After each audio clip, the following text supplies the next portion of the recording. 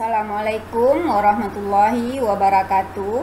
Anak-anak ibu, pada kesempatan ini kita akan membahas materi kita tentang dinamika perwujudan Pancasila sebagai dasar negara dan pandangan hidup bangsa.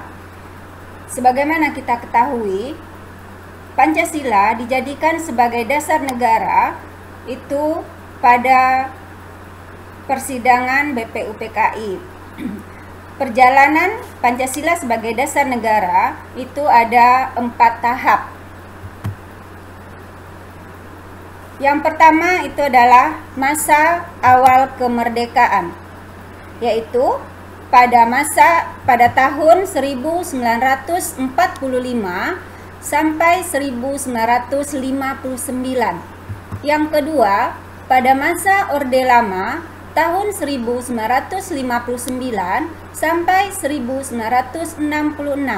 Yang ketiga, masa Orde Baru tahun 1966 sampai 1998. Yang terakhir, masa Reformasi pada tahun 1998 sampai sekarang. Baik anak-anak, kita akan jelaskan pada masa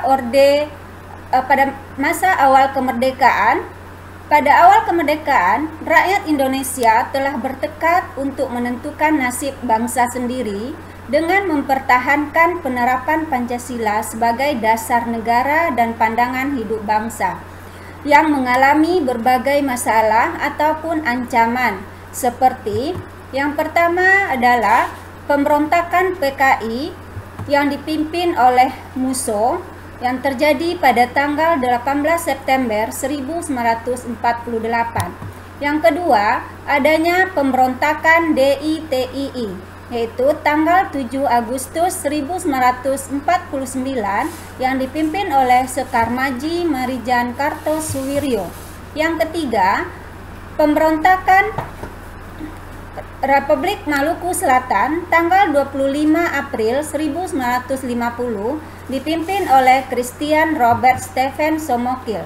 Yang keempat, pemberontakan PRRI atau Permesta tahun 1957 sampai 1958 yang dipimpin oleh Sarifuddin Prawira Negara dan Vince Sumual. Yang kelima, adanya APRA, yaitu didirikan oleh Kapten Knil Raymond Westerling pada tanggal 15 Januari 1949. Dan ancaman yang terakhir itu adanya perubahan bentuk negara dari negara Republik Indonesia Serikat menjadi Negara Kesatuan Republik Indonesia. Nah, itulah ancaman pada tahap awal kemerdekaan. Selanjutnya, pada awal Orde Lama,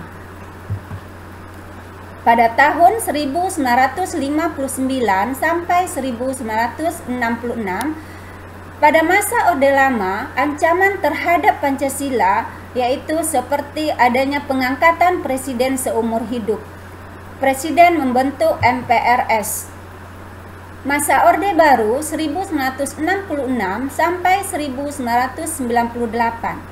Era Orde Baru itu adalah di bawah pimpinan Presiden Soeharto. Di sini terjadinya pemberontakan PKI tanggal 30 September 1965.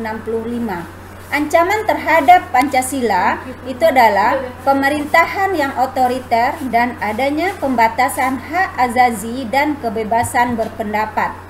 Yang keempat, masa Reformasi 1998. Pada masa ini, penerapan Pancasila sebagai dasar negara terus mengalami ancaman, seperti adanya konsep kebebasan tanpa batas yang mengakibatkan pergaulan bebas, peredaran narkoba, dan aksi anarkis.